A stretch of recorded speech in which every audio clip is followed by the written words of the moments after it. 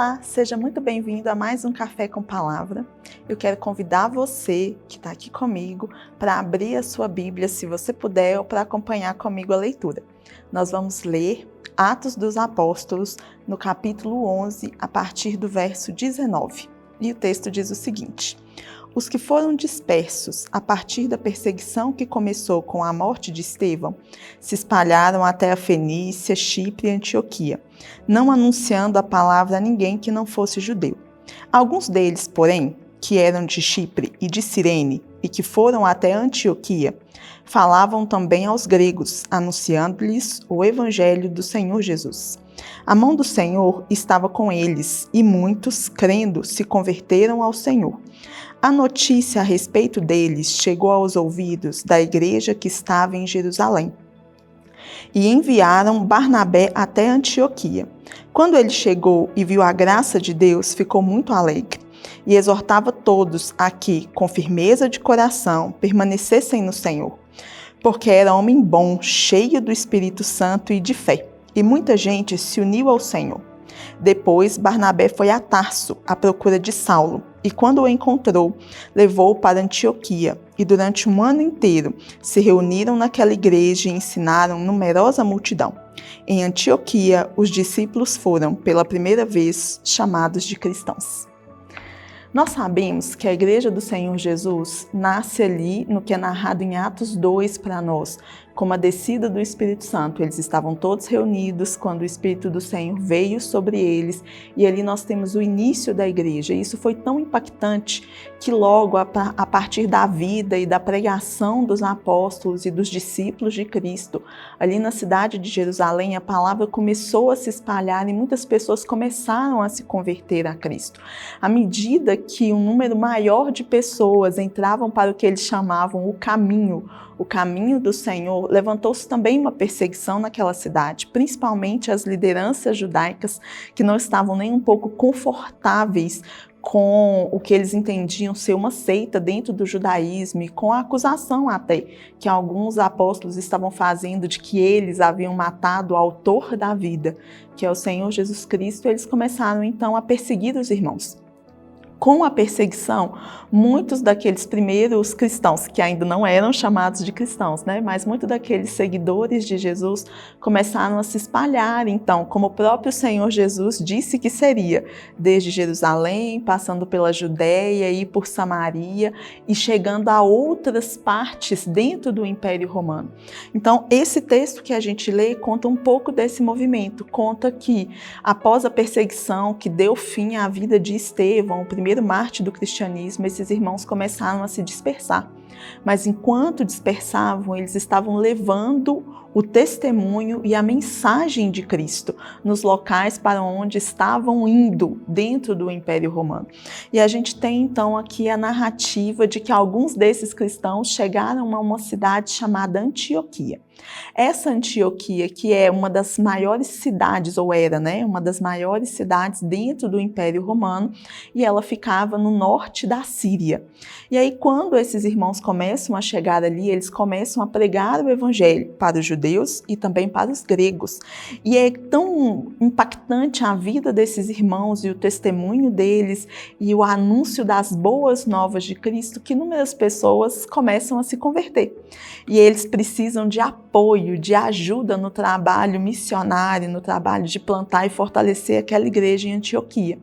Quando os apóstolos que ainda estão em Jerusalém ficam sabendo disso, eles enviam então Barnabé.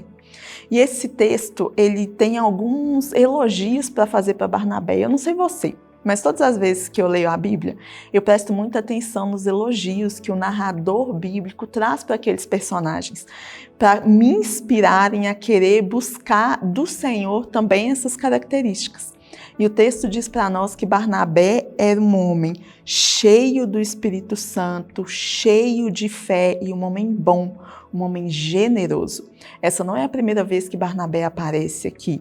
A gente já sabe por outras histórias que estão aqui no livro de Atos sobre a generosidade desse homem, sobre o coração de servo desse homem, sobre a humildade dele, sobre o zelo dele pelo Senhor. Barnabé foi enviado para Antioquia porque os Os presbíteros e apóstolos da cidade de Jerusalém sabiam que podiam confiar nele, no caráter cristão dele, na integridade dele, no zelo dele pelo Senhor e pela sua palavra, em como ele era cuidadoso com os irmãos, com as pessoas, em como ele ia ser usado pelo Espírito Santo com muita sabedoria para fortalecê-los na fé. Então, a primeira coisa que eu quero incentivar você que está acompanhando esse vídeo comigo é buscar pensar quais seriam os elogios que as pessoas à sua volta teriam para falar a seu respeito. O autor aqui de Atos é Lucas, e Lucas tinha muitas coisas boas para falar a respeito de Barnabé, porque Barnabé tinha um testemunho condizente com a sua fé.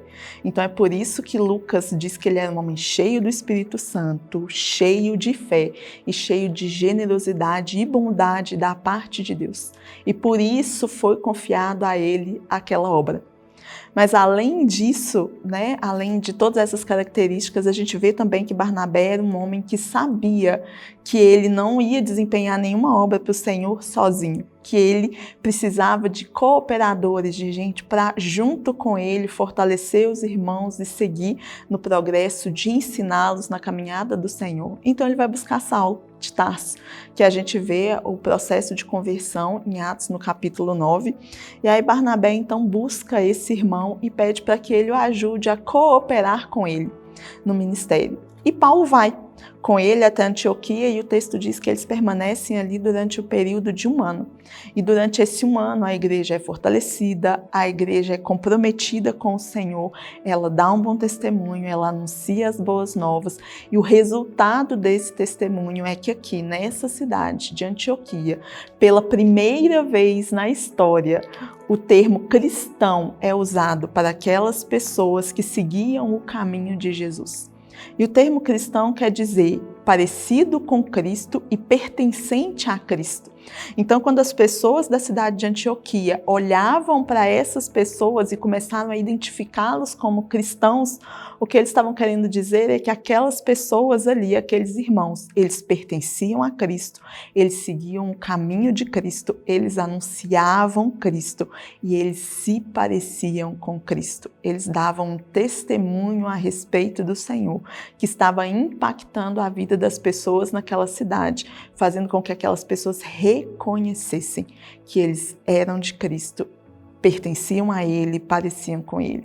Isso é outra coisa que fala tanto com a gente hoje, porque infelizmente o termo cristão ficou muito banalizado. A gente diz por aí que é cristão, mas muitas vezes a gente não se lembra de como esse termo nasceu e do que ele realmente representa. Representa que eu e você somos os embaixadores de Cristo, onde Ele nos colocou. Quando as pessoas olham para mim e para você, será que elas veem pessoas que parecem com Cristo, que pertencem a Cristo, que anunciam a Cristo? Ou será que a gente tem usado esse termo, mas não tem feito jus a ele? Surgiu de uma forma espontânea. Aquelas pessoas reconheceram nos irmãos que eles pertenciam a Jesus, porque eles estavam seguindo o modelo. Nós dizemos que o Senhor é nosso Senhor e Mestre, e Ele é mesmo Senhor e Mestre, e se assim é, a gente tem que buscar na nossa vida cristã, nos parecermos com Ele, anunciarmos a Ele, termos a nossa identidade firmada no fato de que pertencemos a Cristo. Fomos escolhidos por Ele para anunciar as boas novas de que Ele veio ao mundo para salvar todo homem pecador, todo homem necessitado, do qual eu e você fazíamos parte. E pela graça nós fomos alcançados, para que isso não termine em nós, mas para que a gente possa, como Paulo, como Barnabé e como os irmãos da igreja de Antioquia, continuar expandindo o caminho de Cristo, continuar fazendo com que Ele seja conhecido. Ser cristão é a nossa identidade, é aquilo que nos define e que nos torna diferentes do mundo à nossa volta. Muitas vezes a gente, como cristão, quer se parecer com o mundo à nossa volta. Mas o fato de sermos cristãos é justamente uma identidade que nos diferencia, porque o caminho de Cristo é uma contracultura em relação à cultura do mundo em que nós vivemos hoje. Então, ser cristão é o que nos dá pertencimento, é o que nos dá lar, é o que nos dá casa, é o que nos guia, é o que nos dá identidade e é o objetivo de seguirmos esse modelo que o Senhor Jesus é para as nossas vidas. Que assim seja hoje e todos os dias, que eu e você tenhamos muita alegria de dizermos que somos cristãos e tenhamos o zelo de vivermos como nosso Senhor e Salvador, Jesus Cristo, viveu nessa terra. Em nome de Jesus, que o Senhor te abençoe.